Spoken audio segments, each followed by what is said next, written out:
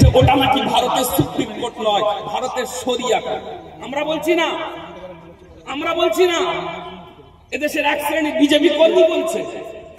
রাজ্যসভার যিনি স্পিকার জগদীপ ধনখড় তিনি বলেছেন যে ওয়াকফ এই সুপ্রিম কোর্ট নিজেকে কি মনে করে, সে কি নিজেকে সুপার পার্লামেন্ট মনে করে?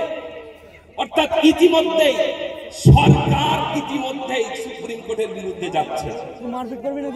শুনলে অবাক হবেন, এত বিরোধিতা করলেও গত দিনে যখন 17 এপ্রিল সুপ্রিম কোর্টের মধ্যে জিজ্ঞাসা করা হলো সরকারের ব্যাপারে কি মন্তব্য দেবে, সেই সময়তে সলিসিটর জেনারেল স্পষ্ট বলে দিয়েছেন, no appointment of non Muslims to Waqf board or the central Waqf council under the new law will take place until the court's final decision.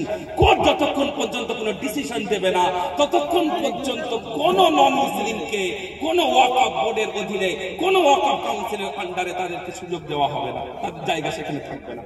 একইভাবে ভারতের সলিসিটর জেনারেল মানতে বাধ্য হয়েছে যে কোন এই মুহূর্তে কোন ওয়াকফ বাই ইউজার জমি, কোন ডিসপিউটেড জমির ব্যাপারে কোন কালেক্টরাল, কোন ডিস্ট্রিক্ট কালেক্টর কোন নোটিফিকেশন সেগুলোর বিরুদ্ধে জারি করা যাবে না। এই জায়গাতে আমাদের এই কথাগুলো বলার উদ্দেশ্য হলো যে আমাদেরকে বুঝতে হবে যে আমরা এখানে শুধুমাত্র আবেগের ভিত্তিতে দাঁড়িয়ে নেই, বরং আমাদের এই লড়াইয়ের পেছনে একটা যৌক্তিক, একটা আইনগত কারণ আছে, যে যৌক্তিক এবং আইনগত কারণ সুপ্রিম কোর্ট পর্যন্ত স্বীকার করেছে এবং তার বিরুদ্ধে এই ভারতবর্ষের সরকার কোনো উত্তর দিতে পারেনি।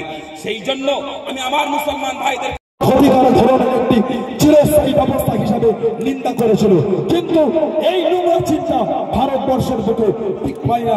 ওয়াকফের উপরে একটা আইন তৈরি হয়েছিল, সম্পত্তিগুলোকে এক জায়গায় আনা হয়েছিল। তারপরে ভারত স্বাধীনতার পরে 1954 সালে এই ওয়াকফের আইন নতুন করে সংযোগ করে গুছিয়ে ছিল। 1964 সালে ভারতবর্ষে এই ওয়াকফের উপরে নতুন বোর্ড তৈরি করে আবার